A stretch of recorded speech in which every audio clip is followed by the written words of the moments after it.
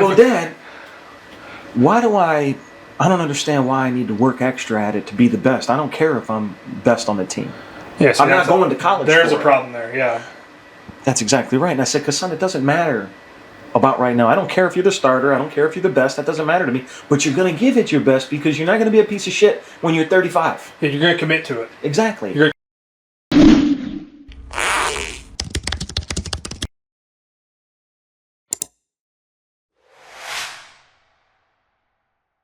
Hey everybody, welcome back to an episode of The Why, presented by All American Roof Pros and All American Heart Studios. I am your host, Mr. Dylan Mullins, and today I'm sitting down with somebody that I can definitely call a friend. I know we align on a lot of stuff. We haven't got a lot of time to meet each other, and quite frankly, I'm not sure what of the intro we're going to scab off because we really have already started some great conversations. But Mr. Robert Crabtree, Christian father, husband, business owner, all that good stuff. I think that's the order probably we want to recognize it in. So, Robert, thanks for having me on the podcast today, man. Glad to be here. Looking forward to it. Yeah, me too, man. So, I always like to open them up, just kind of like give me like your 1 minute elevator pitch. Like, let the folks know who you are, man. Man, I'm a guy who's been doing this for a long, long time, and probably when I was young, I didn't necessarily do everything the right way. You know, everything was more about the money for me than it was about the people. And I've gotten to a point in time where everything for me now is about the people. Yeah. So what I do is marketing, and all kinds of marketing. Literally, if you put your name on it, I can probably take care of it for you. But my goals now are always what's best for the customer. Period. And many times it's not even me. Yeah. No, I love it, man. I love it. And I like what you said there. The people in our business, like too often we want to look at like what we have as a business, but like our people are our most valuable asset, I think, is what falls at the wayside a lot. And much like you know, in my early professional days, I didn't think that was the case. I thought that it was all about the money. And you know how many people I've told that like if it was about the money for me, I would have quit a long time ago. Like it's not. The money's irrelevant. Like the money comes and it's great, and I'm not saying it hasn't given my family a better life. I'm not saying that God didn't bless me with it, but like at the end of the day, man, like you never seen a hearse followed by a U-Haul, right? No. It's irrelevant. Actually, I just was reading. I don't know how truthful it was. It was on the internet, so a little Facebook post or something. But it said John D. Rockefeller was diagnosed with a rare disease in his 40s. And was basically told he didn't have any time to live. At the time, I had no idea. Richest man in the world. Yeah. Right? And, you know, it puts into perspective, like, if I told you that today was your last day, you wouldn't focus on work. Man, you know how often that crosses my mind? Yeah. And then it just disappears fast, right? But it crosses my mind so often. No, dude, I think about it all the time. Yeah. Like, did I give it my all today? Did I do everything? That's not what I think about. But it's like, did I give it my all with my wife, family, yes, and my kids? That's what I mean. Like, it wasn't at work. Exactly. Did I give that customer my all? That's irrelevant. Mm-hmm. Did I give that friend that I was talking to, give some advice to my all? Like that's a little bit more relevant because I'm helping out somebody else and being a plus in their life. But like, did I spend the intentional time with my daughter that I should have when I got home? Mm-hmm. Did I love on my wife the way that I should have? Like, yeah, because at the end of the day, man, it's so easy to just be done. Yeah. Any of us, man, like that fast, you know, and not to get political, I mean, but we saw the same thing happen with President Trump. This episode will come out probably in 2 months from now, but like the radical change that you'll even see in that man, just with the reality check of like how finite our life really is, you know, because like as crazy as it is, man, like we could be driving home tonight or today and boom, it's it, right? Yep. Or you know, something crazy happened in our sleep. And I think too often we think we're invincible, especially as men. As men, like we're like, oh fuck, nothing's gonna get me. But like, where's it at? Right. Where's it at? You see that right there? Yep. That's about 13 years old. Is that bruised? I was about 40 feet up in a tree stand. Okay. You know, hang on ladder stand. No safety harness. Yeah, of course. None at all. Because you're invincible, man. Yeah. Tree trimming. I ended up falling and catching myself, and I cut my elbow open, and that's the duct tape that I wrapped it with. and that stain is there till It this just day. won't go away, man. Yeah, I wear a safety harness. Well, yeah, of course, man. That's like we're young and stupid and think nothing can stop us. yeah, man. I've fallen off 4 roofs, and everyone I've been on, I wasn't wearing any safety equipment, and doing something that I told guys not to do.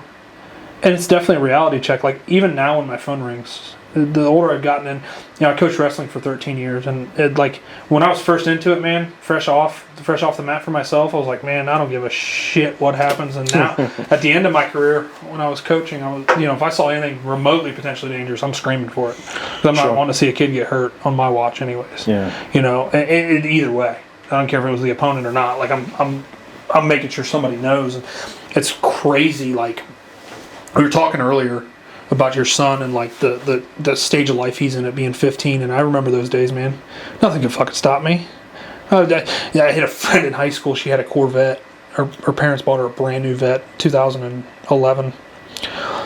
When she turned 16, she got a Vet, and I remember her letting me drive that thing going 130, and I didn't fucking think about a deer coming out in front of me, and motorcycles and whatever. Yeah. But then, like the older I get, like the more I'm in check with my reality, man. Like it just. I hear myself yelling at my son all the time. I'm like, man, your dad. Quit sounding so much like that. Yeah. Stop being like me. Just let him go. That's my prayer, man. Is like my kids just don't get my stupidity.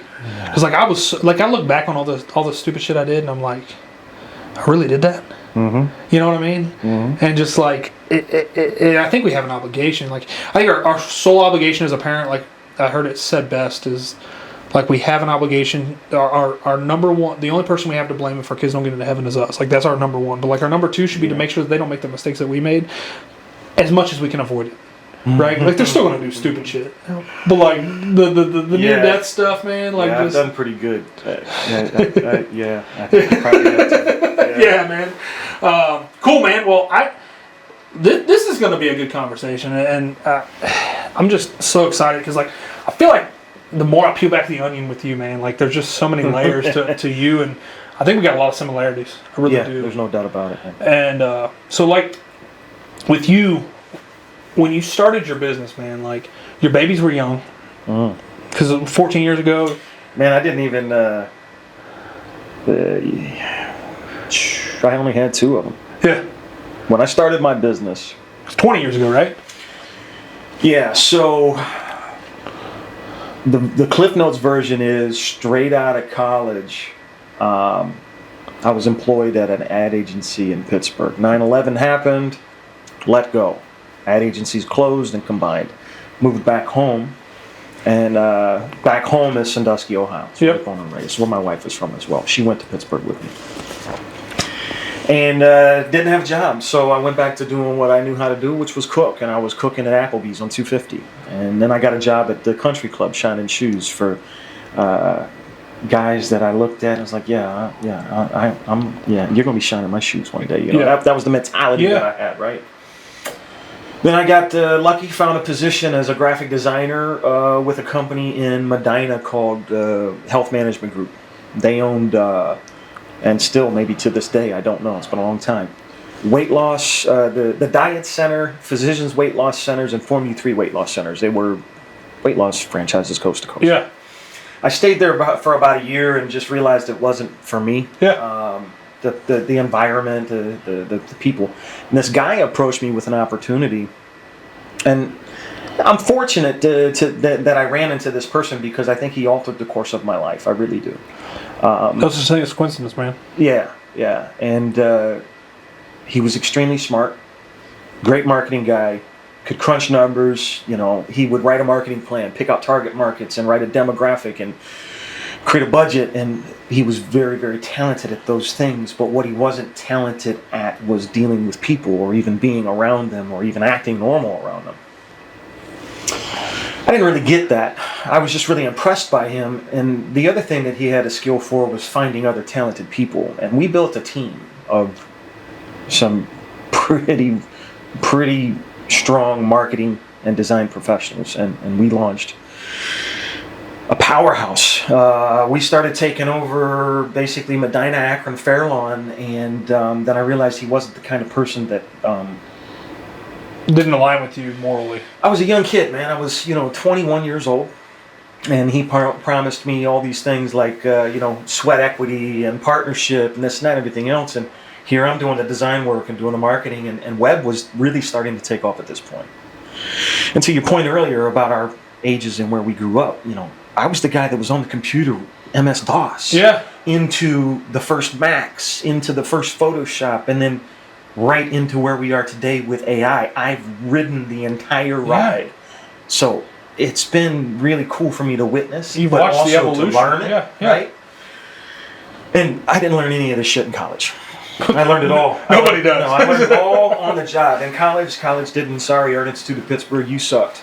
And it's not just them. Let's go down that rabbit hole for just a second. Go for it. I tell people all the time, if you come sit with me for a month, I'll teach you more than any business college in the world. Like, it's... And I'm not saying that college does not have its place or it didn't have its place, but it's turned into such a money grab, bro. Like, the fact that you can go pile on $150,000 in student loans and not go get a $150,000 loan to go start a business is asinine to me, and we just write blank checks. Like, we're like, here we go. But it's become such a money thing, man, for these kids. And you're going to go get a kid, let's use the Art Institute of Pittsburgh, for example, right? You were a good drawer, and we've talked about that in the past. You think, hey man, I'm gonna go be an artist and all this shit. Okay, that's great, but like, how many artists are actually successful? See, and that was the thing. When I went in, it was like, well, I can draw my ass off. Yeah. But here was the thing that I did that was different. I had classmates that went with me to the Art Institute. They stayed heavy on the drawing side, the illustration side, the airbrush side, and the smoking pot side. Yeah. That's what they wanted to do. Yeah, because that's what a lot of those folks do.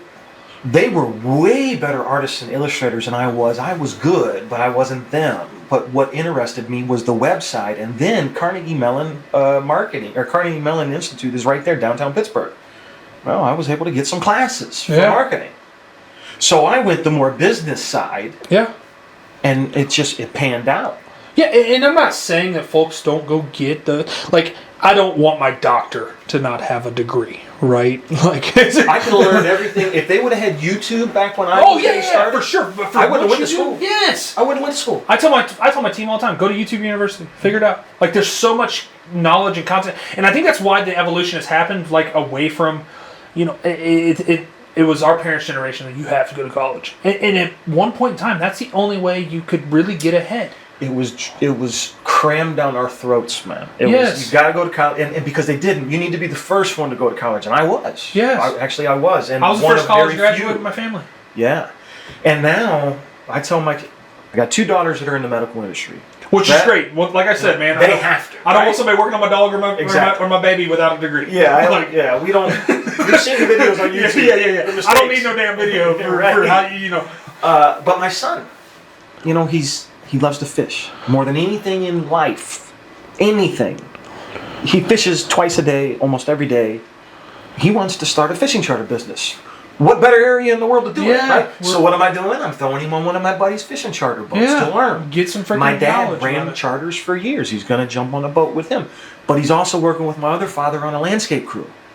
So I'm exposing him to manual, hard work, right? But men in my life that are running business. Yeah. If you don't want to go to college, back to that commitment kind of thing. Who better to learn from than the guy that made all those mistakes already? That's exactly right. Who better to learn from than the guy? Like, I talk about it a lot, but like, I walked away from a business in 2016 at 21 years old, 22, 23, somewhere around there, with $300,000 in debt and no assets to sell. Mm-hmm. And I dug myself out of that hole. I went to the School of Hard Knocks. There's no better, you could not, the issue with college a lot for me is like, you go take an entrepreneurial class with someone that's never been an entrepreneur in their life. How the hell is somebody teaching a class on entrepreneurship that's never been an entrepreneur? That's like me going in and trying to teach your daughters how to be nurses. Like, it doesn't make any sense. Yep. So like, for the people out there that have kids that have that entrepreneurial spirit, because it's real. Like, my mom tells stories of me. When I was a kid, the E.T. came out in what was that, 97, and we were going to watch it at my grandparents' house or whatever. They had got it on VHS. And everybody's out getting their snacks ready and stuff, all the grandkids. Yeah. I was the oldest of 14 grandkids on that side. And that was probably 5 or 6 of us at the time. Everybody's out getting their snacks, and I'm getting freaking tickets ready to sell for this thing so that I could charge them for their snacks so that I didn't have to, because I was in the business of working smarter, not harder, even at freaking 4 or 5. Like, I've always had that, like, desire for whatever reason. I don't know what it is about me with my upbringing, whatever my identity became, but like, I always had that intuition. And there's some people that are just naturally in tune to want to do that. You born and raised here? I was born at Mansfield General Hospital, and I was raised in Ashland. When you were a kid, did you ever attend the IX Center at its peak? Yeah. Okay. So back when I was probably, 8, 9, 10, my stepfather's grandfather was this slick-looking Italian guy, tall with greased back silver hair, smooth talker, leather jacket, gold chain, and he owned and operated multiple businesses. And one of the businesses was he invented the vibrating pillow. That thing. Okay. Yeah. You put your head on it. Yeah. And they would sell at the IX Center. And they would throw me up there in front of these people. Peddling it, baby. My hair was your red at one point. And man, I was selling, and I fell in love with it. I fell in love with it. Yeah. And I never realized it. I think it was at that point that I realized, you know what, I'm going to do something with a business. I just didn't know it. Yeah. Well, and I think a lot of folks have entrepreneurial spirit, but they don't know what direction to go. Like, I didn't wake up one morning and be like, I want to be in roofing. Yeah. Right? You didn't wake up one morning and be like, I want to own a marketing agency. Like, our life experience is what gets us there, is what we have to realize. And like, I can't just go jump into another field without any experience, right? I have to have those life experiences, and that's bringing this conversation back to full circle. That's honestly what you're doing with your son, and I applaud you for it. Like, to get him involved with folks who have already done it and actually see the business side, because there's so many people that, and it's not a knock on them. Like, I applaud them for going out. Like, I think there's nothing better than the American dream and going out and owning your own business. I think there's nothing better in this country. On the flip side of that, though, there are so many people that have the knowledge base on how the function operates, how the service operates, but have no business acumen, and that's why they end up working themselves to the bone. And just because you know how to cook doesn't mean you should run a restaurant. Yeah. I know a couple people actually who are very close to me, and I won't mention their names, that have businesses that they're not business people. Yeah, they don't have any business having a business. They're working in their business nonstop instead of working on it. Yep. Right? And you've probably been there. Well, many times because of necessity. Yeah, but we all have. Right? In the beginning, that's what you thought you needed to do, right? Absolutely. You didn't think that I needed to have an employee. I can do it all myself, right? I used to put on roofs. I used to sell and put them on and freaking, do whatever I had to do. Yeah. Or somebody, oh man, I got to fix their work, or that kind of a thing. Nitpicking. You move past that at some point, but you make mistakes before you get to that point. You have to evolve past it, for sure. Yeah. And it's hard. Like, it's a hard lesson. It's going to be costly monetarily, but emotionally, it's going to be taxing on you. And it's hard, and most folks never get past that because of the barrier to entry. I wish I would have learned that lesson earlier on in my career. Yeah, I think you've learned it much sooner than I did. It was definitely a costly lesson, that's for sure. And it is. It cost money, and it cost years. Years, time, emotions. Mm-hmm. You run ragged. Like, it's not easy, and too often you talk about the micromanaging thing. Like, Dr. John Maxwell says it's best. Like, get somebody 80% of the way there, and they'll do it 120% better than you can do it. Mm-hmm. But we too often get caught at that 80%. We're like, they're not doing it good enough, and we don't never turn the reins over to them. We want to micromanage that project instead of just saying, you know what, they're going to figure it out. Yeah, and that's hard. It's a hard lesson to do. Hiring your first employee is hard. That's why a lot of guys stay small and do 1 or 2, and that's where they're at, and they got their little happy. And I'm not saying that's like. Let me run this back a little bit. I don't give a shit if you're happy flipping burgers at McDonald's. If you're happy, that's what matters to me. But if you're unhappy, like, figure out what you're doing wrong that's making you unhappy. Because, man. Like we said at the beginning, like we said off the podcast per se, which may slip into this, your happiness is relying on you. Mm-hmm. What's your wife's name? Rochelle. So if Robert says, let's run this back a little bit. When you guys got married. And you were young, 19, 20 years old. Yeah, okay. That's what I figured. I'm doing the math in my head. I'm good with numbers. If you were 19, 20 years old, man, and you said, I'm going to put my happiness in Rochelle, that marriage would have never worked. And I'm sure that there were times when she was relying on her happiness within you and you were relying on your happiness within her. I can't, with my wife Tori, I cannot say my happiness hinges on her. No. It doesn't work. Now she can be an additive, right? She can make me happy. Listen, we all have our moods, right? Yes. Us men, we're probably a little bit less than the women, 100%, but we are just as guilty of having our moods. Yes. It took a long time for me to learn that I can't let her moods or anyone's moods affect mine. Yes. Stop letting outside sources affect the thing that you control. Yes. Like it's I tell my kids that all the time. Yes. Actually, my daughter, who's 10 years old, and I think this has everything to do with, the new electronic life that we live in. The TikTok and the freaking all that crap. It's so hard, man. The apps, the games, the watching other kids play, all of that stuff. If I was to say that my family doesn't deal with that, I'd be lying. We do. We have to. It's so bad that, we've cut off the internet, things like that. But her emotions are so heightened. Yep. She's offended more easily than my two older daughters ever were. Now, each kid's unique in their own way, and she is very unique in her own way. But she's always concerned about what other people are thinking about her. Well, and I think that hinges a lot when we talk about that conversation, like on the psychology. Like, 10 years ago, she was born. Her life has never existed without an iPhone. No. Ever. No. She was born on it. Yes.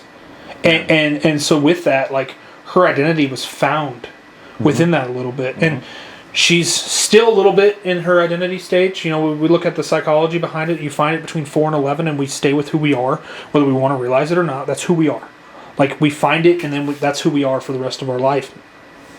And we can't change it. It's just how we're built biologically. But to think, you got two entirely different generational kids, really. Oh, yeah. You have your older kids that were really kind of in that, like they were developed within that, right? As the iPhones were early coming out. But then you have another. Yeah, they didn't get their first iPads until they were like 12. Yeah, you have another kid that's her entire life because she had older siblings. So even if you wanted to shield her from it, like you were still getting the other one, so that she was playing on theirs. And it's not a fault as a parent, but at all. It's just our society, the way that it is. And she's going to play the comparison game, unfortunately. And there's a lot of kids. I think that's where we have a big. It's an endemic, a pandemic, whatever you want to call it, in our country, where kids, you see all these kids that are depressed, suicidal. It's real stuff. It's real. Well, and then not only do we have that, and only a fraction of the kids who are even willing to give effort and work hard, right? We have another even bigger problem. And I can relate right now because my oldest daughter is about to be 21.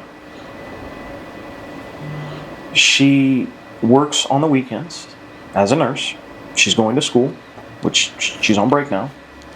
But she lives at home. The only thing we make her pay for is her car payment. That's it. As long as you're going to school and you're getting good grades and you're applying yourself, we'll take care of the rest. Okay, that's the expectation. Yes. But man, I was out of the house at 18 years old. I was gone. Yep. I couldn't wait to get out. I couldn't get out fast enough.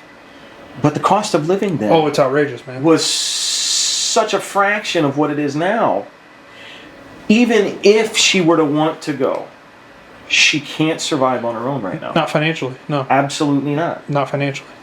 Yeah, and it's a real problem. I mean, it's my fucking podcast. I can say whatever I want, but I mean, to get political, it's our political landscape that we have right now, and some of it is the leftover inflation of the pandemic, or whatever side of the aisle you're on. Whether free money. I was the guy who was shopping at stores that required me not to wear a mask. Like that was how I dictated on where I shopped. Like it wasn't. And I'm not saying that it's not real and people didn't die from it and it's not sad and all that stuff. Like.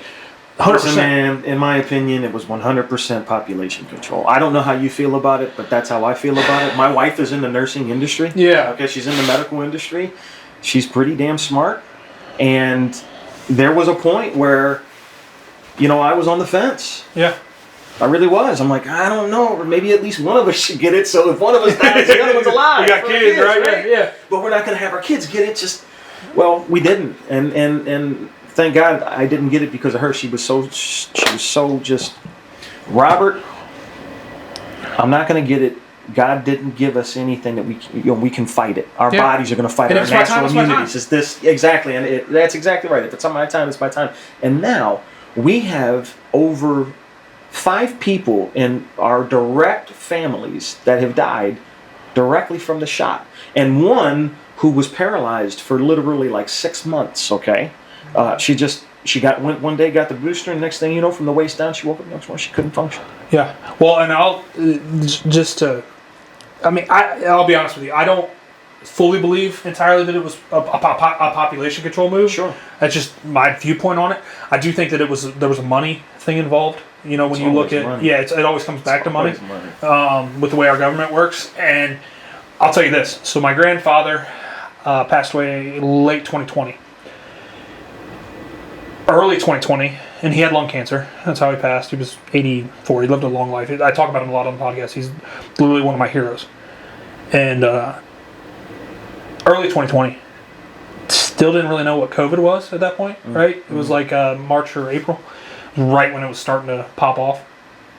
I'm 90% sure this man had COVID. I'm 90% sure. Never had a shot, never did any of that stuff, but made it in his frail state in having cancer. So I'm going, if this guy who has lung cancer, and this is a respiratory disease, is fine, I'm going to be fine, right? Like I'm not the healthiest dude in the world. Like I could work out more. We could always do more. Yeah. That's my mentality. I'm going, this guy's fine. And the doctors had no idea what the hell it was. They couldn't figure it out. Like it was a mystery, right? Whatever the sickness. It was a crazy time. Yeah.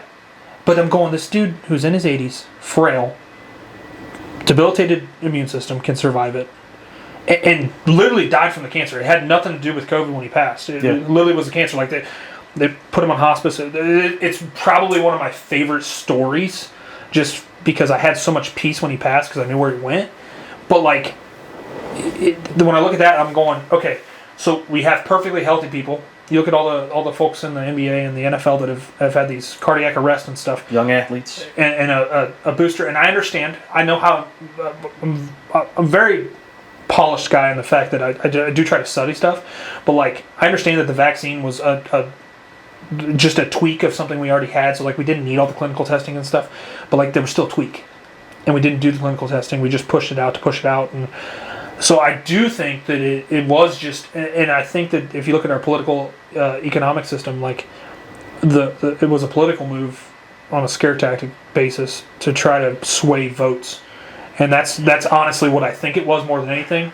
I do think there was some population control involved. I think it backfired on them a little bit when we look at the political landscape that we have today with the workers, because we saw a lot of people take early retirements to get out, whether they didn't want to take the vaccine, they were scared for being a compromised immune system, being elderly.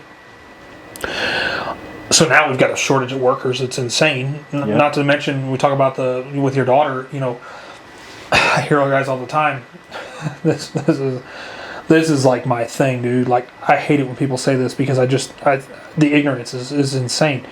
Well, I'll just wait till the market prices come down for real estate. And I'm going, you idiot. We have a 5 million fucking door shortage that we're not building enough to sustain.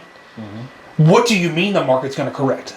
Mm-hmm. I'm not saying there's not going to be a bubble at some point, but like, if you understand basic supply and demand principles, then it doesn't work. No. Do not compute. I think we will see something maybe similar to the 2007 through 2009 kind of. There's a lot of people that bought houses during this peak COVID at prices they shouldn't have bought them at. 100%. That are going to be in trouble, that are already in trouble, that are already defaulting. And there's going to be a wave that's going to hit. How hard, I don't know, but it's coming.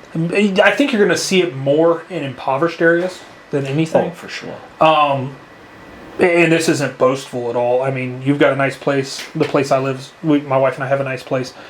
We're not going to see decline on our property values because we live in nice areas. Yeah. But what you're going to see is in these areas where we have high crime rate, low income, those are the areas that are going to be hit, unfortunately. Yeah. And they're quite frankly the folks that don't deserve it out of anybody, whether it's socioeconomic status or whatever it is, suppression, whatever.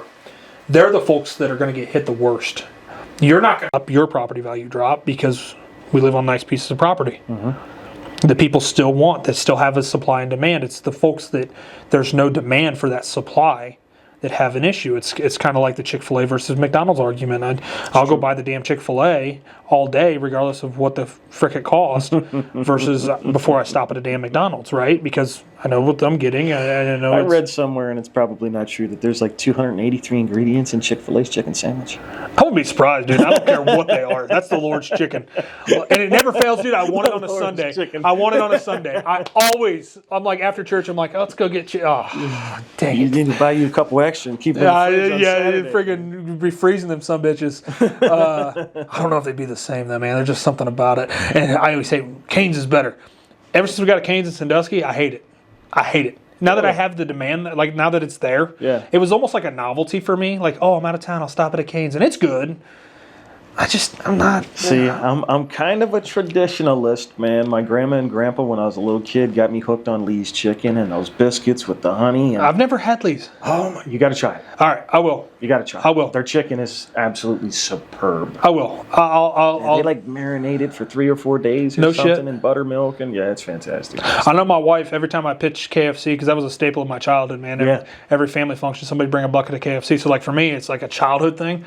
She's like, I hate KFC. I'm like, oh, you're killing me. So when she's out of town, I'm always like, I'm going to KFC. Man, I remember when we were kids, when they came out with the Chicken Little. Oh my God, and I couldn't get enough of them. The Chicken Littles are smacking, bro. Yeah, I get hooked on something. I get fixated on something food-wise, and I'm like, that's what I want. Like, I'm a very simple dude. Like, before I met my wife, I would literally get pizza almost every night. Like, because it was easy. You freaking could eat it the next day. Like, it was my breakfast the next day when I didn't finish it, and it was I heard somebody, I was in the pizza business for a long time. I ran Pizza Huts.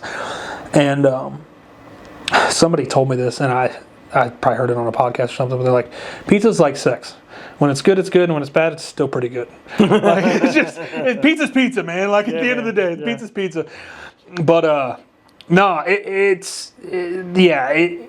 think that there will be a bubble pop at some point when we do catch up with the supply. But as it sits today, we just don't have enough houses. Like, we still have a 5 million door shortage in our country. And, like, we were just talking about this morning in my office. There's an old golf course over here that we're big golfers. If you can't pick that up, I told you about the golf simulator, and I play quite a bit of scrambles and stuff. And I suck at golf, but I love playing. Oh, it's fun. It's so much fun. And if you get a good, I've been paired with some guys in scrambles that they're just not fun. But you get the right group of guys out there. You play in an eightsome. You're having camaraderie all day. Playing in that one on Monday? Struggling with it because it's a Monday. And I know, but I was sitting there. I'm like, man, maybe we should support this the Christian community. I almost threw something in the chat and said, hey, is there 4 guys that want to go play? Because I had them on the podcast. It's great. I might be able to make it happen. We'll talk about it here. I'm actually going to sit on the board next year for the scramble specifically, because we're actually hosting one. For Love Our Heroes, I've had her on the podcast, and it's a great organization. They're building a house for a vet right now that didn't have anything and wasn't asking for it. That's my favorite type. And so I've got my team working on it right now, and it's just kind of a love interest for us. But when I can combine golf with giving back, like it's right up my alley, man. Like, I'm like, perfect. And what they're doing over there at Cranville Christian Community Center, I'm just starting to get hooked up with them, man. So it's phenomenal. I'm looking forward to doing some things for them, helping them out. Yeah, I've told them, I'm like, man, anything you need, like, we're here for you. I've actually owned a couple rentals in that area, and I was actually talking to them yesterday. Well, listen, at the end of the month, folks getting out there. I'm hooking Toff's ice cream up with them. Yeah, Toff's is giving them a whole bunch of 5-gallon containers of ice cream, and they're doing a big community cookout day, and I guess they do them every once or twice a year. Yeah. So maybe there's something you guys can do for them on that day. Yeah, maybe we can get back some time even more than anything. I think they're expecting somewhere between 100 150 people, local. Yeah. And they just feed it. I love it. Let the kids play. I love it. Give them some ice cream and make it a fun day. No, it's phenomenal what they're doing there, man. Anytime we can help the helpless, that's what my vision statement has been on my give back, and kids and veterans are always what we come back to. And it's really good stuff. But let's talk more about you, man. We got off some freaking rabbit holes today. It's all good. And I love it, though. This is what it's all about. But what? So like, let's continue on your journey. So like, What has been your biggest challenge in that balance between, because like obviously you're pretty involved with your kids' lives. I mean, you go to these baseball tournaments with your boy, and I'm sure you did plenty for your girls when they were younger. And what has been the biggest challenge for you in like finding that balance? You know, man, I don't know that I've ever even found that balance completely, and I'm still working on it till this day. But I know that early on in my career, I buried myself in the work. And that wasn't good for the home life. Yeah. Right? But I kind of felt like this is what I'm supposed to be doing. Well, you learn later on in life as a man. We're men, we're providers. Yeah. Biblically, we're providers. Yeah, and the generation before us is the don't cry, don't this, don't that generation, right? So that's Bro, how we grew up. I cry once a freaking week. Man, you know what? I've learned it takes a lot to get me there, but I won't hold it back anymore. Yeah. It's not. I've learned that it's okay. Yeah.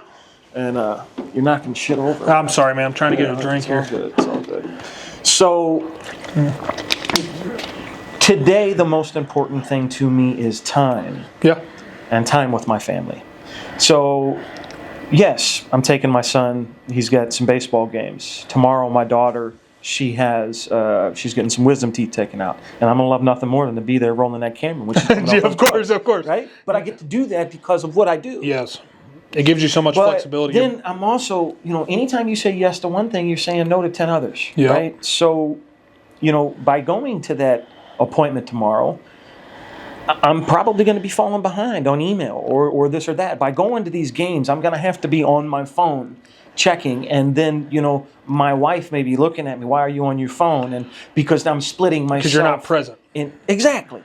You're there, but you're not present. Exactly. So a lot of times I'll leave my phone. Yeah. I have a friend. That's the hardest thing, man, is I brought this in with me because I forgot to leave it in my car. Right. Usually if I'm having a meeting with somebody, I leave that thing. Try to be present. My time is your time. Yep. And my time is valuable to me. So when you're getting me, you're getting all of me, and that's it. I love it. Yeah. And I'm big on that, man. Like I tell my team all the time, be where your feet are. Like be, and it's hard. It's hard. And we go back to it's been a big conversation on just the technology that we have in this world. It's hard. And I'm guilty. I'm always thinking 10 things down the road. Yes. Right? Like I'm already thinking about what I got to do at the end of the day. So what you're talking about is I actually have to stop myself and make myself be there. Yeah. And as business owners, it's even harder. Yes. Right? Because like my employees walk out of this office, they can shut it off. I mean, some of them don't. And I appreciate that. Yeah. But also at the same time, I'll flat out tell them, I'm like, stop working. That's my job. You have to. It's like when Bill asked the other day who works on their business 24/7. I do. Because I'm obligated, and I think more than anything for me, it's an obligation to not only our customers, but bigger than that to me, it's to my employees, because they trust me to work for me. So I have that obligation. So it's still hard. Making date nights with your wife. Of course, and stuff? Yep. Yeah, of course, man. Got to. And we try to be intentional. It's been harder since the baby's been here. Yeah, that's a new thing. Transparent. That's a new thing. Congratulations, by the way. Thanks. That's what? How many months now? 2 months. Yeah, and it wasn't long. Like it was right around when I first came into BNI. We had it pretty quick, but like for me, this is just a testament. And I applaud my parents for my work ethic a lot, and I'm lucky enough to be able to work with them every day. They both work here, and that's really cool. It's super awesome. And I've got three of my 4 siblings here that work here. There's 5 kids total, but 4 of us work here, and that's a blessing. And it's hard, and it's not for everyone. And I actually tell folks all the time, don't do it. It's not easy. Like we had to figure that out. Yeah. Because like when we're out on the golf course, the 4 of us boys are playing. Like we got to shut it off. Like you can't. You got to just be there and be present. And for the wife and I, the hardest part for us has been, and this is something we didn't even realize that would happen. We haven't spent, like our daughter has not spent more than 4 hours away from both of us. Yeah. In her entire life at this point, right? Sure. In her 2 months of existence. So for us we're not big pass off people. Like both her and I was blessed with my wife, and it's divine intervention. But we have a hard time just shutting that off as parents, right? And it's our full go. Like with her, she works harder than I do. I tell people that all the time. But with her, she can't shut it off for the horses. She's always trying to work as far as that goes. She's selling the horses. She's working on the horses. She's working with her kids. She's taking on this 4-H project that's been a very taxing thing on her, and that's hard. And the testament to my work ethic, where I was going with that, you weren't in BNI yet, but I was presenting the day of my grandmother's funeral. Oof. And Nate texts me and he goes, "Man, you don't have to do this." I'm like, "No, I committed. I'll be there."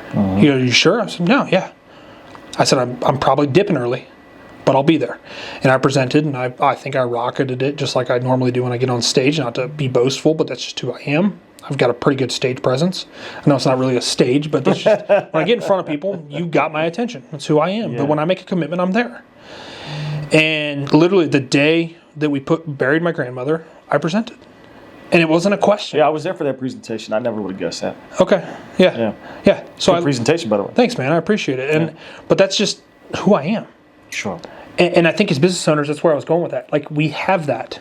Where we commit to something, we're going to do it. I don't care if I take it on the chin. I don't care if it's taxing on my life. Like, it just is what it is. And I don't know if it's stupidity. I don't know if it's just pure ignorance. Well, you're going to get a little older, and there's going to be some times you'll feel okay with missing one of those kind of events. Yeah, and that'd be fine. Yeah. And I could have missed it. Right now, how many years you been doing this now? Oh, shit, man. I've been in business for myself. I was just trying to figure this up the other day because someone was asking me. I've pretty much been doing this since I was 19. Okay. So 11 years. I've been doing something for myself. Because my journey, I started and I did the roofing. Well, it was a full service construction company. I had no idea what the fuck we were doing. We were all stupid young and came out of the subcontracting world and thought all the money was our money. You know, that game. Yeah. And then after that failed, I went and I actually climbed myself out of debt by flipping stuff. I would go and I was working at Pizza Hut, and I would go and work. I would go walk Goodwills and find. I actually would sell typewriters. Really? So it was called retail arbitrage. I don't know how I got turned on to it. And then I would literally take and buy shit at Goodwill. There was an app, and I'd go and I'd find different items, and I'd buy them for $5 and flip them for $300, and I'd flip a couple vehicles, and just I always had that. Like, I couldn't just be happy with the money I had. It's just that situation. This goes back to people, and I don't want to say people, but a lot of young men and women right now that are in the age group of, let's call it 18 to 25. Yeah. They lack that motivation to just do whatever it takes. Yes.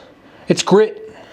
Dude, there's been plenty of jobs I've lost. Okay, what am I going to do next? Yes. There's been plenty of clients I've lost. Okay, what am I going to do next? Like, there's always a next. Yes. I'm always going to find a way. Period. We're struggling. This year has been a correction year for us. I mean, we're down 50% of where we were last year in sales. Okay. We know why. Like, I know the data. My mom will come in and she runs our books. She runs our office, and she'll start freaking out about where the bank account's at because of cash flow. And I'm like, it always works itself out. Mm-hmm. Never hasn't. Well, there was a point in time I would have worried about all of those things, but when you start trusting in Him, yeah, man, God's got it, man. Just Him. And and quite frankly, man, if all this went away tomorrow, if I lose my house, lose all my vehicles, lose all my shit, and I've got my wife and my daughter and my family that I have, and my friends, I'll be good. Yep. I'll figure it out. And that's, I guess, the biggest thing for me as a leader. If He takes it all away, He's taking it away for a reason. Yes. And the lessons I've learned and the hard knocks I've taken, like, they're all a lesson. You never lose. That's why I used to tell my wrestlers all the time. The lesson is, you don't want to do it my way, son. Yes. Okay. It's mine now. Enough pain yet? It's mine. All that money in my bank account's His. Yep, exactly. It's His. It sure is. And me, we're stewards. We're stewards of God's money. Money's man-made. Money's only as tangible as the person that values it in front of them. And to me, I don't care. I live very modestly, dude. There's something I do every Sunday intentionally, and it's a long game. I'm hoping it works out one day, but I don't know that my son's caught on to it yet. I hand him the envelope for church at the chapel every Sunday, empty, and I grab my wallet, and whatever cash is in it, I don't even count it. Whatever's in it. It's God's. I hand it to my son, and then he will sit there and he will go through it or whatever. I never know what the amount is. Yeah. It might be 500, it might be 5. I don't know. It's irrelevant. Whatever's in my wallet is going to God, and I'm hoping that at one point he Catches clicks. Yeah. You know? Yeah, because it's a hard lesson, man. Like, tithing is a... I've had some really big conversations about it, and it's in the book. It's in your Bible. Like, God very clearly outlines it's 10%. And I still struggle with it because I'm like, what if the church isn't operating with it properly? And I love the chapel. And there's been plenty of churches that don't. Yeah. Hey, Siri, turn on Do Not Disturb. This damn thing, man, is vibrating my ass. It's all good, bro.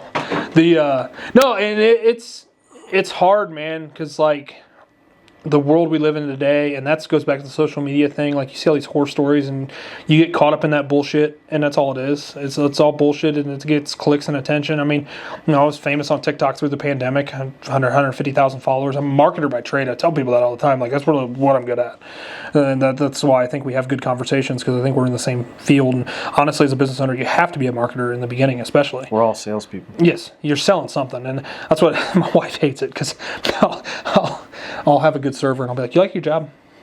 Like, what? Like, you like your job? Oh, it's a job. I'm like, yeah, cool. You ever thought about a job in sales? She's like, stop asking people that. I'm like, no, because here's the thing. Here's what I've found in my career. Good leaders can see what people can see in themselves. Great leaders can see what they can't. Remember that guy I told you about that basically changed the direction? Yes. You know, I thought I was a graphic designer. Yes. He saw something in you that you didn't see in yourself. He's like, no, you're a sales guy. Yes. And then he brought in one of his former salespeople that had worked for him at another company, who was knocking it out of the park. And I'm a 22-year-old kid, and he shows me a $300,000 paycheck, and it's all the money in the world. Oh my God! Yeah, it's a whole lot of money. Then I burned that shit up before breakfast. I'm most making days. $30,000. You know, I'm like, oh my God, that's a lot of money. I'm like, dude, that's nothing. Boy, man, it took me so many years to figure out why. Yes. You know, and there's so many reasons why, but I didn't know I was a salesperson. Most of us don't. Yeah, but we all sell ourselves every single day. You sold yourself to your wife. Yeah, dude.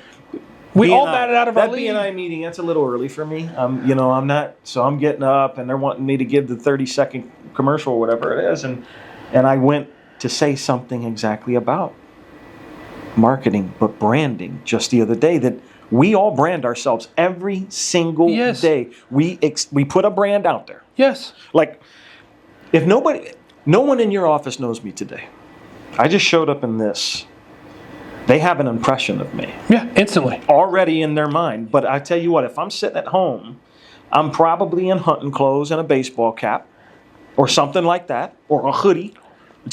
If I show up in BNI, I might be in a suit and tie. Yeah. If you're on Facebook or Twitter or TikTok or whatever else, you might have an AI-generated profile picture. Yes.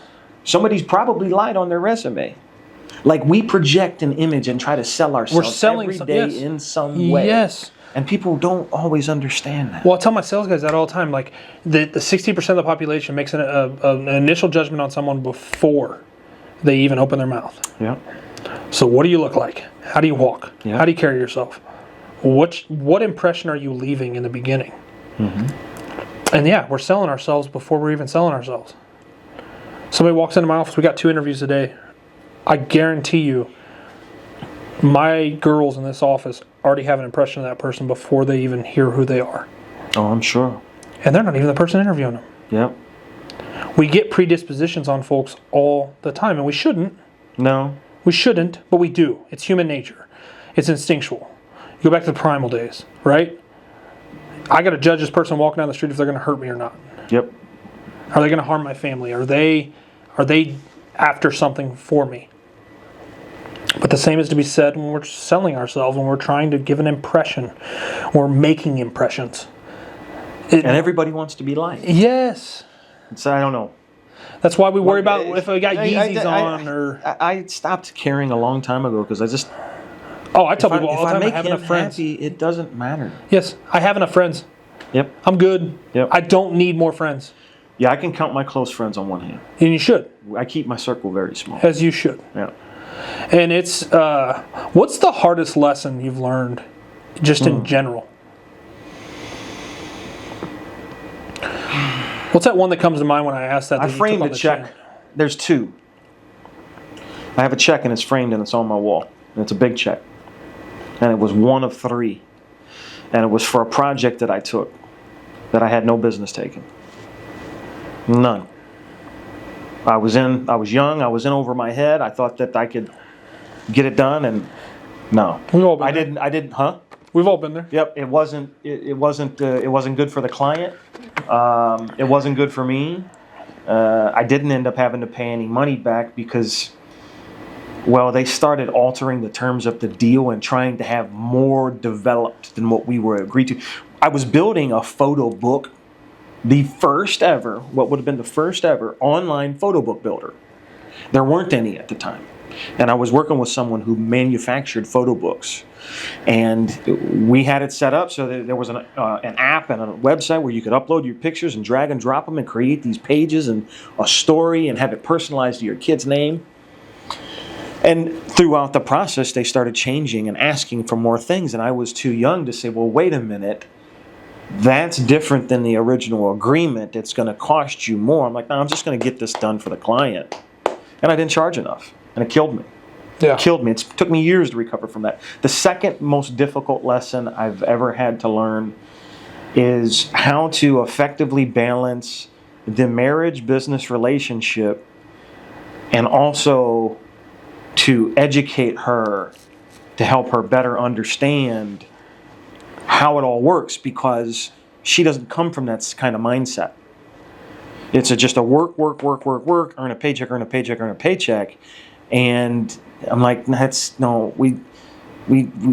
I do things a little bit differently, and it's going to require this kind of a commitment, but I'm going to have this time off, and, it's a balance. So It took a long time to learn how to really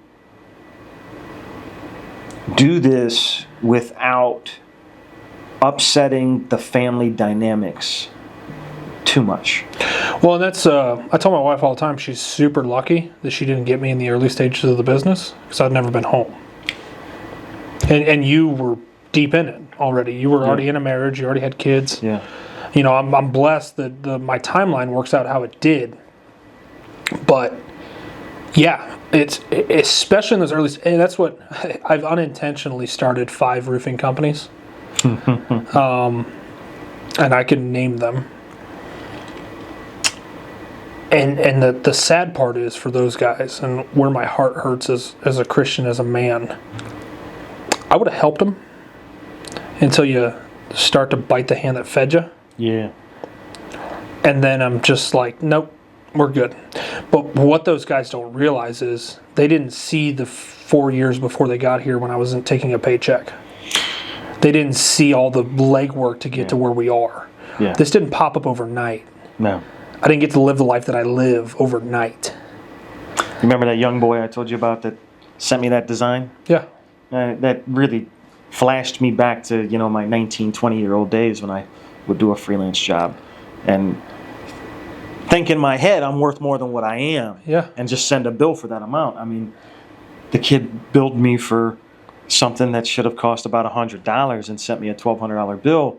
And I knew, based on experience of all these years of doing it, no, it just doesn't line up. But that's the difference between when you're just starting out. Yeah, you probably would have paid that bill in the beginning. Just like, oh, whatever.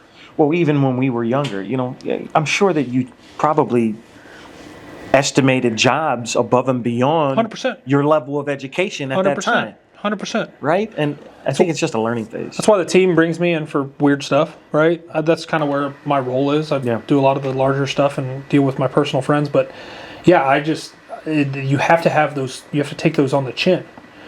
And much like you, I have similar stories where I was in over my head, and we just got the job done, and we ate it because you just didn't want that bad reflection on you because you were selling yourself and you wanted to be liked or whatever. Yep. You didn't want that bad review, whatever it was.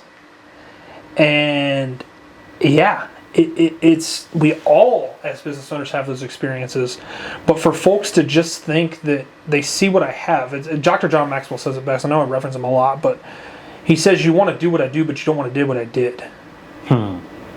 Right? Yep. Everybody wants the life I have. And I have a great life. And it's not about the business. It's not about the money. Genuinely, my great life comes from the people I surround myself with. That is it. That is it. I think if there's anything to take from this podcast, that's it. Yep. It's my wife. It's my daughter, my beautiful baby girl. She's amazing. I'm dancing with her in the kitchen last night. Like, that is valuable to me. Like, and I could be doing that in a 500 square foot house. Yeah. And be just as happy as I am now. Yep. As I am in my 2,000 square foot house. It doesn't matter. The bullshit doesn't matter. No. The paychecks don't matter. Like, that's great. It enhances my life. But it's irrelevant. No, it's the time. It's the moments. Yes. Yep. And being able to be present. Like, if I had my daughter when I first started this business, bro, fuck. I would have been robbed of so much. Either that or you wouldn't have gotten to where you are. Or I would have robbed the business. Yeah. I would have One or the other. robbed something. You can't give all of your time and attention to multiple things. You can't. No. You just can't. Let me ask you this, man. Just because you got 4 kids. Yeah. What, and this has been a common theme for us, but, and for the podcast, but like, what would give, so go back 21 years ago. What advice would you give 21-year-old Robert? Don't sell your fucking Bitcoin. More so as a parent.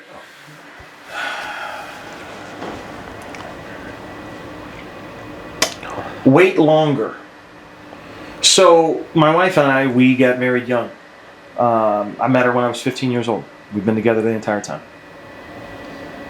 And she was in a hurry. I should have stalled her for us to be young adults a little bit longer. Right? The reason why we did it so quickly was because we wanted to be where we're at right now. Yeah. I can go outside and play catch with my 15-year-old son. We can wrestle. You know what I mean? He's probably getting to the point where he's getting close to getting ready to beat me. But you still got to beat his ass to make sure he knows his dad's still tough. My girls want to hop on a jet ski. I'm going skydiving with my 17-year-old daughter next week. Right? 18-year-old daughter. We're going skydiving. So, I couldn't do those things if I was 65, probably. Yeah. All right? So, if I could go back and change it, I wouldn't. But that's probably the only real big piece of advice I would give him is just have more patience, slow down, let things come to you. Yeah. Right? I tend to rush. I want instant gratification too. I get it. I think we all do. My son, he's 15. Yeah. Permit time, right? Yeah.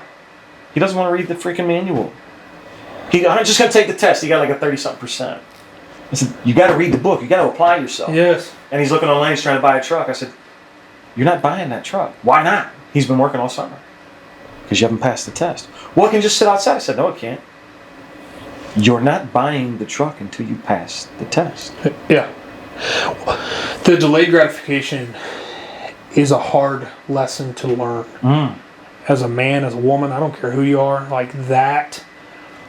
Because we want the answers right now. And once again, back to the world we live in. Do you think that the birth order for your son makes a difference too? Being that he's the third born? I don't know, man. He's pretty chill. We're at the point now where he's 15 years old. He's turning into a young man. Some things are changing. We're probably going to start to get some little bit more of an attitude. But he's a great kid. Yeah. He's surrounded by all women, right? And love my girls, but there's drama. Oh, yeah. And he just, and walking to the other room. So I don't know if his birth position per se affects things, but the girls' birth positions, absolutely. Yeah. Absolutely. They're all very different, and their birth positions absolutely affect Are you a firstborn? Yes. I can tell. And I'm an only from the first original marriage. Me too. Yeah. Oh, I have another brother, but like we're 17 months apart, so we're damn near identical. The reason why I asked that, I love the studying of birth orders, and like I could figure that shit out. And I think even though he has 2 older sisters, it probably does make a difference because that third child, you guys were already conditioned as parents. You knew how to be parents already. So you weren't learning. You know what I mean? Like you guys, when like that first kid, man, you're learning everything. Yeah, how many do you got now? Just one. Yeah. So like we're learning everything. By the third child, we don't play that game, dude. We were already smart. That's smart. But remember, man, I have been very intentional about surrounding myself. I've been blessed in the order my life's going in, but I've been intentional about surrounding myself with great fathers. Yeah. With about great husbands and figuring out, what did they do bad, what did they do good, right? Yeah. And just taking little tidbits, because I'm frank in person, man. I'm frank in business. I take things that work in other businesses and I work them within mine. I do that in my life. So like my wife and I figured out, like, people are like, do not do the baby quiet. My wife will run the sweeper next to her. The dogs are barking. Like, we have a loud house. She goes to the barn every day. Like that was not an option. Yeah. We were not going to be that house. Like, there's 3 freaking dogs, bro. To this day, my 20-year-old, she'll wake up. Yeah. If I just crack her door. Yep. And the youngest. It ingrains. This morning, I'm shaking her. Yep. Hey, come on, it's time to get That up. youngest is always the hardest to wake up. So that's why I say that, though. Like, you guys were conditioned as parents. Then he had 2 older siblings to look after. Yep. And kind of, they're smart, man. Kids are smart, and he was watching what he couldn't get away with. Mm-hmm. And it does. It makes a psychological difference in us as people. And I don't have a psychology degree, but I just geek out on that stuff for whatever reason. Like the book that Charlie and I are working on, it's called Identity Crisis, and that's what it surrounds around. Is like, we all have an identity crisis, and it really comes back and stems from, for me, when my mom, she has 3 kids, so my parents got divorced when I was really young, and that helps into my identity and who I am. And so there's the 2 boys, and then my mom had a girl, and then my dad had 2 more boys from continuing marriages. They're both still in, and with that, like, when all 3 of her kids left the house, she didn't have an identity anymore. Yeah. Because what happens when we're successful parents? Mm-hmm. Being a good parent's a hell of a lot harder than being a bad one, right? Yeah. So when we're successful parents, all of our kids leave. Kind of like what you were talking about with your, you got the hell out of the house. Yeah. Which some of that sounds like for me was the fact that it sounds like you came from a broken home. Yeah. Which probably wasn't always sunshine and rainbows, much like mine. No, God bless my mom. So she pretty much, I was single mom, parented most of my childhood growing up. And she would work at a restaurant and bring me in, and you got to sitting with cooks. Yeah, you got to freaking see her work ethic through that. Yeah. That built that work ethic into you, and for me, my parents were divorced, and it was very toxic in the beginning. I actually got asked this because this isn't to discredit my parents. Obviously, they both work in the business. I hold them to a high standard, and I love my parents to death. But that initial divorce, I got a brunt of a lot of stuff. Just the toxicity that was that relationship would boil over, and them using us as pawns, and it wasn't entirely intentional. My parents had me when they were 20. Yeah. They were kids. And I get that, and I don't hold any of that against them. Quite frankly, I'm grateful. It made me who I am. Mm-hmm. But I had somebody at a retreat recently ask me in April, were your parents good parents? And I said, this is the first time I've ever verbalized no. And it's not that they weren't at my ball games. It's not that they weren't present. It's not that but the toxicity made that sure. reason. And it got better. Now they go on vacations together as couples, and it's really an interesting relationship. But it wasn't always that way. Mm-hmm. But that stemmed this whole entire thing of, like, who are we? And why are we the way that we are? And that comes back to putting our happiness in someone. My mom put her happiness in her 3 kids. Mm-hmm. She still does. That's why she pours into this business more than any person probably should that isn't an owner. And I'm grateful for that. Once again, show nothing but gratitude. But she's still working on that. Who is she? Yeah. Because we get lost in the sauce. Mm-hmm.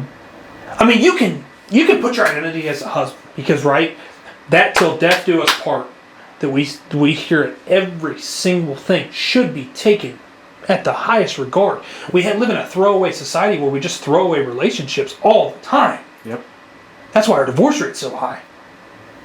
So I can be a husband in my identity, but my entire identity shouldn't be a father. Now, when I am a father, it should be, right?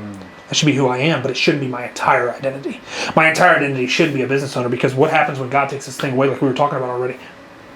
I'm lost. Yep. I don't know who I am. That's why you see so many business owners go out of business and commit suicide or go down a dark rabbit hole into being addicts. They were successful, now they're not.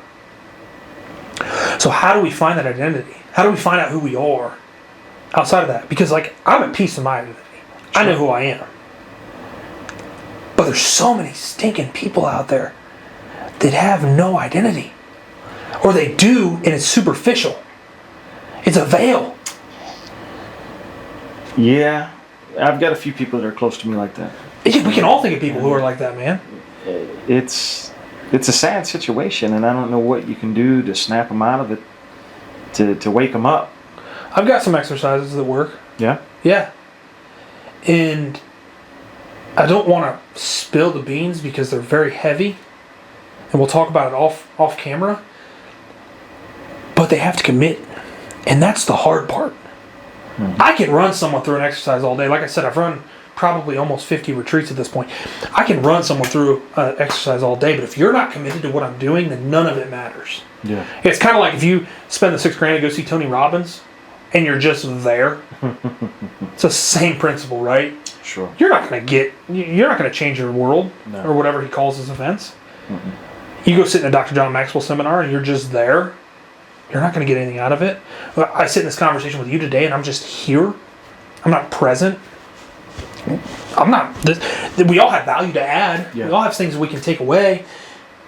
If you sit in a room and have a conversation and don't gain something, whether that's positive or negative, that's on you. I kind of hate the saying that if you're the smartest person in the room, leave, because you have something of value to add. Quite frankly, when it comes back to B&I, when we have that conversation, I have so much. When I came into the chapter, and you weren't there, but I told him, I said, I'm not your referral guy. I'm not your guy that's going to get you referrals. I'll get you business, but I'm not going to get you referrals. What I can do is help change the way that you do business for the better. And I say that because I am almost at a little bit higher level, and that's not a braggadocio, it's just a self-awareness thing. I just am. I've been in a lot of networking groups, and that group is phenomenal. I genuinely, I've heard horror stories about B&Is. Yeah, there's some bad ones. That group's great. Yeah, it's a good group. And that's not to knock the group down. But, I'm just a little bit above it. But I should be present in that group because I have value to add. Yeah, absolutely. And God put me there for a reason. So, no, if you are the smartest person in the room, you shouldn't leave, but you should teach. You should take a position of power. You should take a step forward and put your hand out to the people who are where you were. You know? Yeah. And it's all good stuff, man. There's a few businesses in there that are just getting started. Yes. They're in their infancy, man. It's interesting to look at them and hear things they say and listen to the way they think. Their mindset. And yes. Just want to change it. Want to help. Oh my God, bro. Right? So bad. So bad. But you and I both know. Very similar to if I took a sales rep in tomorrow and said, hey, I can teach you everything I know, but if you're not willing to apply it, then none of it matters. There's somebody close to me that I've handed them numerous jobs with connections that I have in sales positions and things of that nature, and they've been fired from every single one. And it's always everybody else's fault. Yep. Come on, take some ownership. Take some ownership. Have some self-awareness. Realize I don't help anymore, but, take some ownership. It's like that person you're talking to that's on their third marriage, and you're like, maybe it's you. Yeah. Maybe it's you. Right? Yeah, man. It's good stuff. And honestly, this has been a phenomenal conversation. Oh, it's been great, man. It's been great. I've had a pleasure being here. I genuinely, this is probably one of my favorites. I always like to open up the floor at the end. If there's anything that you'd like to add, you're more than welcome to, that we haven't discussed. No, man. We've covered. We went down multiple rabbit holes. Oh, man. I can't even remember everything we talked about now. But you'll have to open up another podcast for another day just on Bitcoin, brother. I would love to hear your early introduction into Bitcoin at some point here, man. Yeah, that's definitely an hour conversation for sure. But it is the way of the future, man. I fully believe that it is going to be the world's currency, and I already use it. I've already got it on my business balance sheets. Really? Yeah. That's interesting, man. And yeah, no, I'd love to hear more about that. I'll talk to you about off air some stuff that we're working on with some cryptos, and maybe you can give me some insight. Yeah, But love to. it's no, it's been a really good conversation, man. I think that there's some value in here for anybody, and as I wrap this thing up, guys, if you didn't get anything out of today, as I've said pretty much every episode, shut off the damn distractions and go back and listen again. Go back and listen again, because we have covered so freaking much in just a short hour time frame. I honestly feel like this could go for 4 hours. Man, we could talk for a long time. And you're talking about many years of pain and learning. Yes. And there's always so much that we can have, and that's why I say your story is someone else's survival guide. Mm-hmm. We went through what we went through to do what we do, not to just keep it to ourselves. No, man, I guess I would probably relate it back to my son, because we relate a lot of things back to, lessons that we've learned from our parents or from God. And, I think many times that God tries to teach us like we might try to teach our own kids, which you're going to find out very soon. And, son, I've already learned all the lessons. I've already made all the mistakes. I can show you the shorter path, safer path, but I know you're still going to do it your own way because you want to, right? Because he's bullheaded. Yeah, and he's just going to have to learn his own mistakes. Well, it's like when I was talking about those business owners. I could run even the guys in the BNI, we can run them through all the shit, but they have to be willing to listen, and most of the time they're not. They think that their way's the way, and I have one more topic I want to cover real fast. Just do it. How have you, because you're very successful, you and your wife both, it sounds like you guys have built a good life. I would say that we've done well, but I know that there's success and then there's stupid. Right. Well, and quite frankly, I mean, you guys have it seems like I crossed paths with one of your kids while I was at your place, yeah. And it seems like you guys have done well. And I think that's a relative, because success is all relative, just like anything else, right? And we could compare ourselves to Bill Gates and say we're not anywhere close to where we want to be, and all that good stuff. But it seems like you guys have built a good life. That being said, and I've asked this several times on the podcast, and I want to know your perspective. How have you made sure that your kids have lived through some of the hardships that you have, to ensure that they become the people that that they're capable of being? Because our hardships make us who we are, right? Your mom taking you to the kitchen when you were a kid made you want to work hard and not live that life. So we make them participate now. And there aren't secrets. Like, my wife has always been of the stance that, we don't talk about money. She came from a family that doesn't talk about money. Well, I will openly talk about money. Money is not a bad thing. Money is not a scary thing. And if you don't talk about money, my parents didn't talk about money. They didn't teach me about money. I didn't know about money. You probably pissed it all away. I did. I had to learn it on my own. I'm self-taught. Crypto, finance, investment, everything self-taught. Everything I know, I learned in books and studying. No one taught me shit. And now I'm giving my parents investment advice, right? So mistakes have happened along the way, as mistakes happen in all of our lives. Yep. Right? Accidents happen, travesties happen, mistakes happen. And we are open and honest with them. So, there was 4 or 5 years ago, there was a huge financial issue within the family, and I just told the kids, here's what's going on. Here's what's going on. Here's, I don't know what I'm going to do about it just yet. But, I'm going to come up with something. And within a week, and then it was like it never happened. Yeah. It never happened. At least they were aware in case something did change. Right. And, one other time there was a massive meltdown on a family vacation. And it was, it was earth-shattering. Another kind of path redirection kind of thing. God had something in mind for us. And the kids didn't really understand what was going on. But, we sat them down and just had an open, honest conversation with them. Love that. This is what's happening, and this is what we're going to do about it. So they have to partake. I go out in the yard and do yard work. My son, he's coming along with me. Yeah. We're hacking down pine trees. You're coming. You're bagging up stuff. You're doing something. So inclusion has been absolutely key. I love that. Inclusion. Have we done the best? Are we perfect parents? Absolutely Nobody not. is. Nobody is. Absolutely not. There's things we've done that I wouldn't do again. There's decisions that either I've made or that my wife has made that we haven't been on the same page on at certain times, and maybe one of us has given in. I probably wouldn't give in. Yeah. You have to stand your ground at certain times for certain things that you believe, as long as you're doing what God wants. I love it. And I'll touch on one more thing, just because I know it's something that you guys partook in. Having your wife and your daughter go to Burundi, right? Oh yeah. That in and of itself, and showing them how bad life can be, I think is a good reflection of how good our life is, and we don't get complacent, and we know what we're working for. I have to admit, I was terrified at first. This was our family's first mission trip. And we've started to get more active in the chapel. I've gotten involved in men's ministry. My wife's involved in a group. And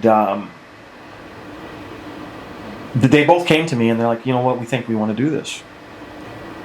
And I had all the questions, as I'm sure anybody would the first time going over there. You're talking about different diseases and this and that, and is it safe, and is it all of these other things. And over the period of, let's call it 4 or 5 months, when we were planning whether or not this trip was going to happen, it just kept feeling like God was making sure they went. Yeah. And I don't want to go through all of the details. We can another time about all the things that happened to make sure that they went on this trip. But He made sure they went on this trip. I'm not going to argue that. Yeah. If He wants them there, I'm going to trust that He's going to bring them back home safe. So that was a huge commitment for me personally, emotionally, because that's scary to send 2 women that you love. And you're not there to protect them. You're not there to protect them, right? To say, okay, I trust that everything's going to be okay. Now, for them to be over there and to see everything that they see, and to witness it, and to understand how much we have, it's priceless. You can't. Yes. And then for them to be able to come home and to share that experience with their siblings. The siblings won't be able to get it until they go. Yeah. Right? They see the pictures and, oh, wow. But you can't feel that. No, there's a different level of emotion there. And it's never going to hit your heart and impact you and change the direction of your life without actually putting your feet on that ground. Yeah. And I've been there. Yeah. So I understand 100%. And that's something we've talked about inside of circles I'm in, is how do we make sure our kids want to do, like, how do we ingrain in them to have a burning desire to do better, and because we all want our kids to be better than us. I think we're still learning that ourselves. 100%. Me and my family, for sure. I think we all are. Yeah. And I think to expose them to something like that and show them why we work so hard, why we donate to the church, why we give to these causes is next level, because it makes them realize and have a hard reset that my life's pretty damn good, and I won the genetic lottery by being born here, and that's what we're working so damn hard for. That's why we get up every morning and bust our ass, because we could be that. We've just been born in literally the greatest country on earth, regardless of how the political ecosystem is. Yeah, if they'd have hit Trump the other day, we might not have been too far from becoming that. Well, and it could have been a mess, man. It could have been a mess, but it's not, thank the Lord, and it's really good stuff. So, well, perfect. Well, like I said, if you guys didn't get anything out of this episode, it's on you. Like, good stuff. It was really good stuff, and I appreciate Robert for coming down. I know he's appreciative for having him on, and as always, guys, as you go through the day, start chewing on some of this stuff. Figure out what you can do to make changes in your life today, to just make yourself 1% better today, and continue to ask yourself, what's your why?